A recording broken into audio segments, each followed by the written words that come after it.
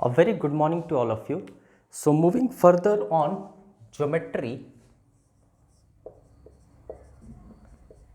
we would take a very important theorem today. Fine. First of all, try to understand. अगर आप previous lectures को follow किए हैं तो हम लोग सेंटर्स ऑफ ट्राइंगल देखे थे।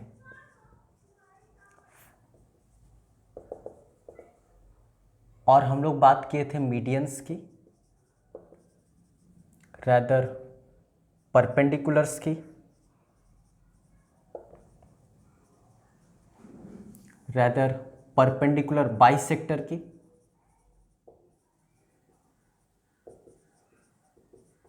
एंड एंगल बाइसेक्टर की।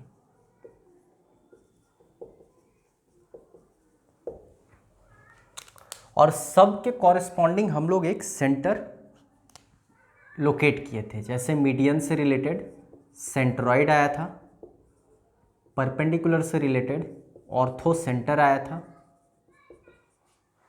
परपेंडिकुलर बाइसेक्टर से रिलेटेड सरकम सेंटर आया था, और एंगल बाइसेक्टर से रिलेटेड इन सेंटर आया था। Okay, let ABC be an isosceles triangle. I hope isosceles triangle में आप जानते हैं टू साइड्स बराबर होता है। Let this be isosceles triangle, जिसको हिंदी में समद्विबाहु त्रिभुज कहते हैं। फाइन, जिसकी दो भुजा बराबर हो। आइसोसेलेस ट्राइंगल में ये वाला एंगल और ये वाला एंगल दोनों बराबर होता है अगर ये और ये साइड बराबर है। Okay, let this be A, this be A and this be B. इसके बारे में हम लोग बात किए थे एरिया ऑफ ट्राइंगल वाले लेक्चर में भी। Okay, just hold on.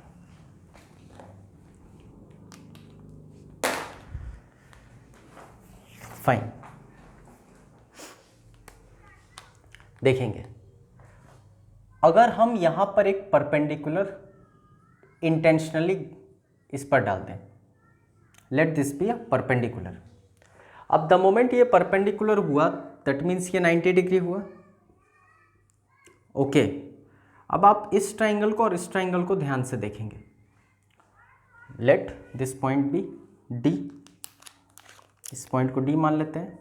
Okay, तो हमको यहाँ दो त्रिभुज दिख रहा है। एक दिख रहा है triangle A B and D, और दूसरा दिख रहा है ए डी और सी।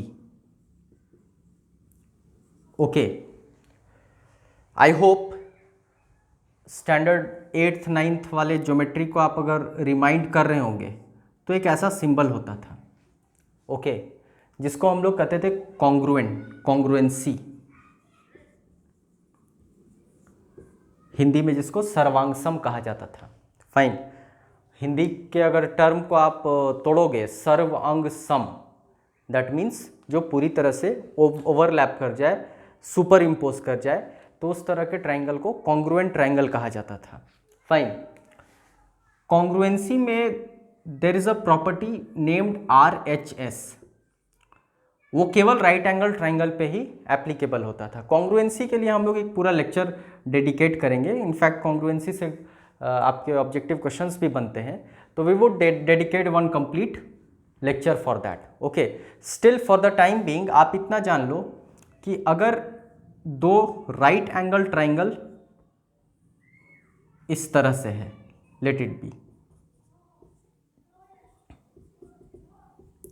और दोनों में राइट एंगल तो है ही, हम तो पहले ही बात कर चुके हैं right angle triangle. In a case hypotenuse बराबर हो जाए दोनों का, तो this R is for right angle, H for is hypotenuse, और कोई भी एक साइड बराबर हो जाए, लेट इट बी ये बराबर हो जाए इसके, या फिर ये बराबर हो जाए इसके, हम और की बात कर रहे हैं। तो ये RHS को अगर तोड़ा जाए तो it would be right, right for this right angle, H for hypotenuse. Side का अर्थ हुआ या तो ये वाला साइड इसके कॉरेस्पॉन्डिंग बराबर हो जाए या फिर ये वाला साइड इसके कॉरेस्पॉन्डिंग हो जाए। आई मीन टू से ये दो ट्राइंगल में कोई एक साइड बराबर होना चाहिए। तो हम ये कह सकते हैं कि ये दोनों ट्राइंगल एक के ऊपर एक सुपर इम्पोज कर जाएगा, ओवरलैप कर जाएगा। दैट मीन्स ये ट्राइंगल और ये ट्राइंगल कॉन्ग्रुएंट होगा। ओके, इसको आप कंफ्यूज नहीं करेंगे इस टर्म से, ये भी हम लोगों के सिलेबस में है and we would dedicate one complete I mean lecture for this also. Similar triangle is something different, जिसका सिंबल ऐसा होता था। ओके, एनीवेज RHS हम लोग समझ गए यहां तक। तो इस ट्राइंगल और इस ट्राइंगल को अगर ध्यान से देखा जाए तो we do have right angles in this one and this one. Okay, we have hypotenuse same, a is equal to a, and we have one side in common to both. Fine, that means I can say triangle ABD is very much congruent to triangle ADC. Okay, अब इसका अर्थ क्या निकला? इसका अर्थ ये निकला कि यहाँ से यहाँ तक बराबर होगा, यहाँ से यहाँ तक। This is a very important theorem. Okay, ये बराबर होगा इसके। अब ये और ये बराबर है, let it be, this is b/2 and this is b/2। The moment ये और ये बराबर हुआ, अब तक ये क्या था? अब तक ये परपेंडिकुलर था। आप लेक्चर 1 को फॉलो करेंगे, ये सब हम लोग पढ़ चुके हैं उसमें। अब तक ये परपेंडिकुलर था, 90 डिग्री था। द मोमेंट ये वाला बराबर हो गया, हम ये कहते हैं कि आज के बाद ये मीडियन भी है, मध्यिका। खास बात, ये और ये बराबर है और ये 90 डिग्री है। दैट मीन्स आज के बाद ये परपेंडिकुलर बाइसेक्टर भी हो गया। और सबसे खास बात कि अगर ये ट्राइंगल कॉन्ग्रुएंट है, जैसा कि हम लोग यहाँ प्रूव किए हैं, तो आई कैन से कि this angle would be equal to this angle and hence this particular line is also angle bisector. Fine, that means हमको यहाँ पर ये जो लाइन आइसोसेलेस ट्राइंगल में गिरा, अगर वो परपेंडिकुलर है तो वो मीडियन भी है, अगर वो मीडियन है तो वो परपेंडिकुलर बाइसेक्टर भी है, अगर वो परपेंडिकुलर बाइसेक्टर है तो वो एंगल बाइसेक्टर भी है। ओके, अब इसका रिलेवेंस क्या है?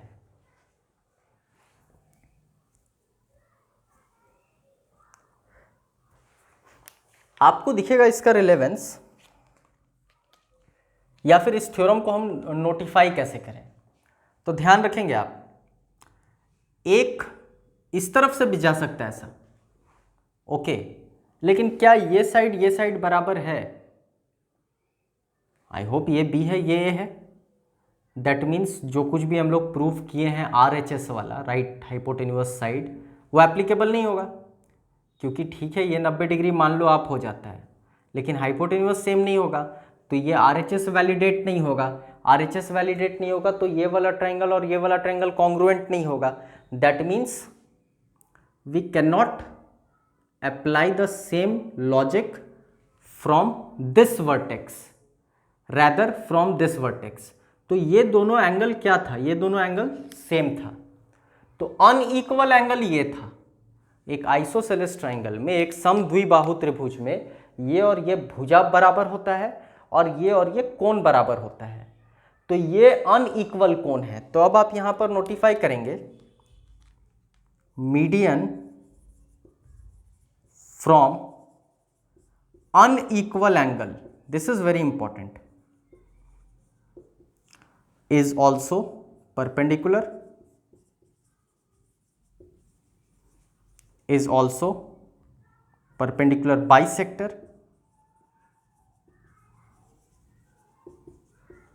and is very much equal to angle bisector.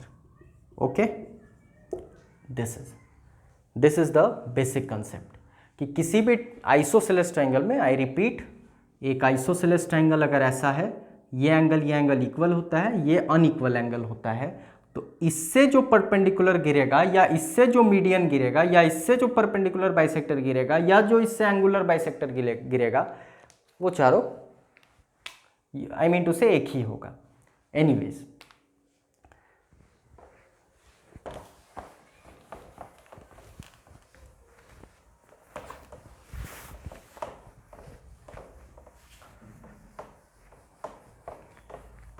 we are trying to create a platform for a very important theorem, okay, in fact a very important logic जिससे बहुत question बनता है आपके ज्योमेट्री में। तो अगर हम लोग इस बार इक्विलैटरल ट्रायंगल की बात करें, let this be equilateral triangle A and A, समबाहु त्रिभुज जिसकी तीनों भुजाएं बराबर होती है, और इसमें वही अप्रोच लगाते हैं आइसोसेलेस वाला जो अभी पढ़े। तो आइसोसेलेस में हम लोग देखें,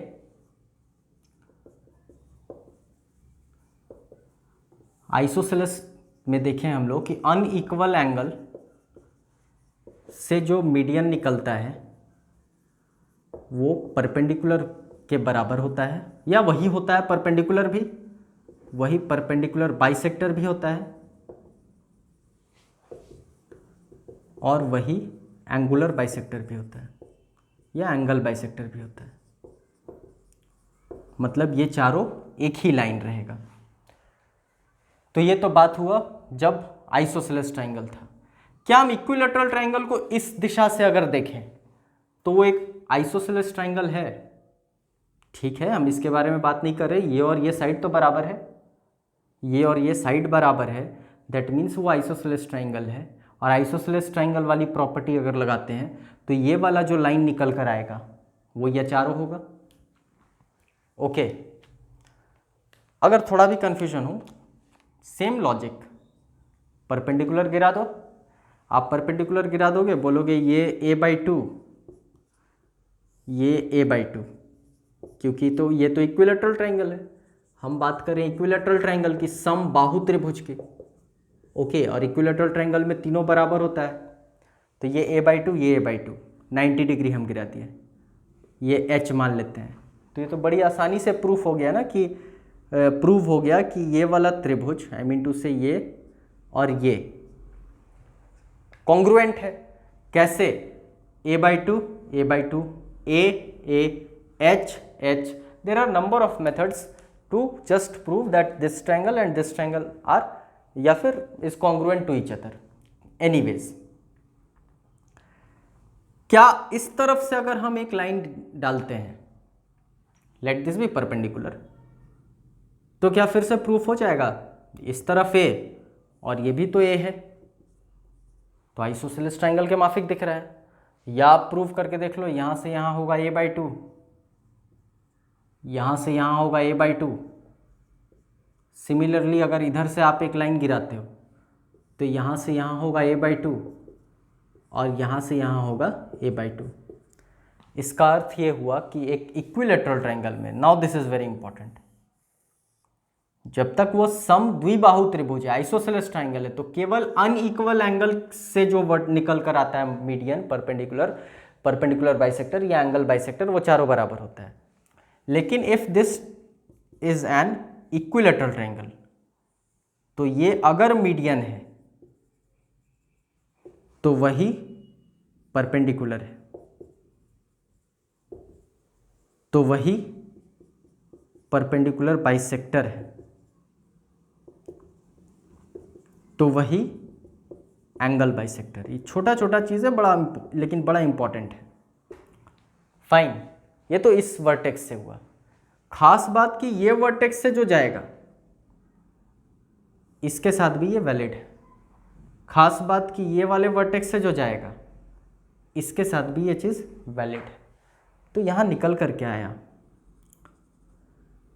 मीडियन से कॉरेस्पॉन्डिंग जो सेंटर होता है, सेंट्रॉइड, इसके कॉरेस्पॉन्डिंग जो सेंटर होता है वो ऑर्थो सेंटर, लंब केंद्र, इसके कॉरेस्पॉन्डिंग जो सेंटर होता है दैट इज सर्कम सेंटर, परिकेंद्र, और इसके कॉरेस्पॉन्डिंग जो सेंटर होता है दैट इज इन सेंटर। तो व्हाट वी कैन से कि in any equilateral triangle, very important theorem, all centers of triangle, that means we are talking about median, centroid, median के corresponding centroid, orthocenter, circumcenter and in center, all will lie at the same point, मतलब ये चारों एक ही बिंदु पर होंगे। Okay, so this is a very very important theorem, I repeat it. Okay, anyways,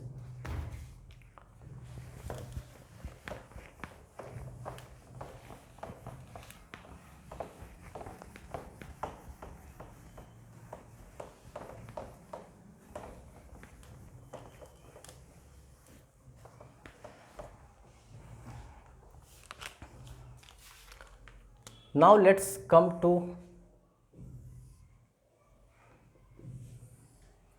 this circumcenter. This O is the circumcenter. Okay, अगर ये circumcenter है तो आई होप ये विजुअलाइज कर पा रहे होंगे आप। This is our agenda for today, जिसके लिए हम लोग इतना प्लेटफॉर्म क्रिएट किए। आई होप आप ये विजुअलाइज कर पा रहे हैं। अगर ये सर्कम सेंटर है तो एक सर्कल होगा जिसकी परिधि पर, जिसके सर्कमफेरेंस पर एक ट्रायंगल होगा जिसका सेंटर ये होगा। खैर, क्या हम ये भी कह सकते हैं कि यहां से यहां तक कैपिटल आर, यहां से यहां तक कैपिटल आर, और यहां से यहां तक कैपिटल आर।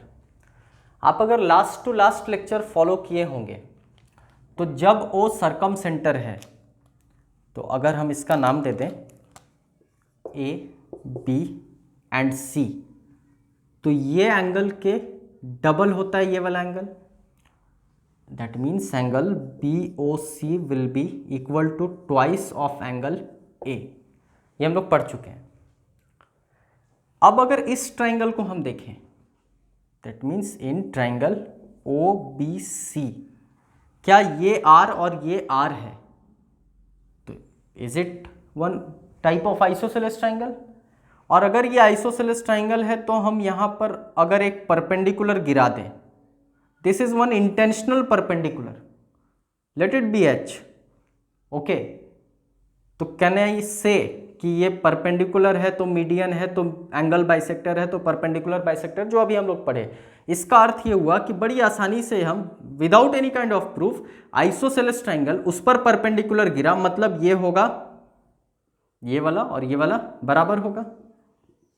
मान लो कर सकते हैं हम ये चीज। अगर ये परपेंडिकुलर है तो ये मीडियन है, ओके, कह सकते हैं आप। और ये एंगल बाइसेक्टर भी है, दैट मीन्स कि ये वाला ए और ये वाला ए होगा। Now this is very important. ये पूरा था ए, ओके, यहां से यहां ए और यहां से यहां ए। क्यों? क्योंकि वो 2a है और 2a है और ये बराबर है, तो ये ए और ये ए होगा, ऐसा होना चाहिए। खैर, अब आप अगर इस पर देख लेते हैं, एक और यहां पर ले लेते हैं।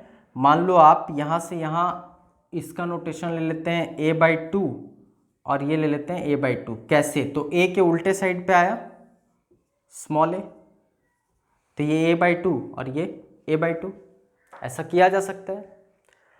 अब यहां पर अगर हम साइन ऑफ दिस एंगल ले लें, आप देखेंगे इस ट्राइंगल पर fine, this is very important. आज का एजेंडा बस यही समझना है।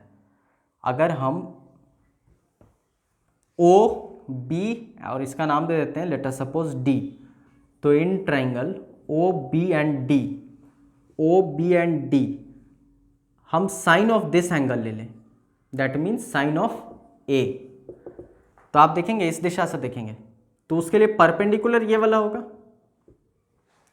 Perpendicular A by two, by hypotenuse R होगा capital R, this is capital R. Okay, cross में मल्टीप्लाई कीजिए तो आपको क्या दिखेगा यहाँ पर, A by two is equal to R sine A, या आर इज इक्वल टू इसका नंबर ऑफ नोटेशन है। एक नोटेशन ये भी हो गया A by two sine A, आप कर सकते हैं ये चीज़, ये यहाँ आ गया तो R is equal to A by two sine A, या फिर एक बड़ा इंपॉर्टेंट चीज A by sine A is equal to capital of R, A by sine A is equal to capital of R into two, that means 2r। आज का agenda बस यही समझना था कि A by sine A is equal to 2r। Fine, आप थोड़ा सा अगर ध्यान दोगे तो यहां से a का उल्टा साइड में ये a आया था, तो b के उल्टे साइड में ये चीज b आएगा। पहले हम लोग बात किए इस पे, c के उल्टे साइड में ये स्मॉल c आएगा। जब हम a के उल्टे साइड पर काम किए, जो कुछ भी किए यहां पर, तो हमारा फाइनल आया 2r is equal to A by sine A. तो जब यही काम हम इस तरफ से करते, मतलब b के उल्टे साइड को लेकर इसको ऐसे फ्लिप करके, तो क्या आता, b by sine B is equal to 2r। और यही काम हम एक बार और इसको फ्लिप करते और c के उल्टे साइड पर करते, तो क्या आता, दिस इज वेरी इंपॉर्टेंट। इस थ्योरम पर लास्ट अगर आप 5 साल का क्वेश्चन उठाकर देखेंगे एडवांस मैथ्स का, there are n number of questions that a by sine A is equal to b by sine b is equal to c by sine c is equal to 2r।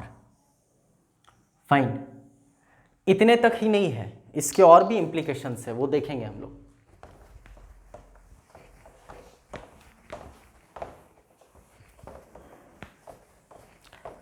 आप अगर geometry के area वाले lecture को follow किए हैं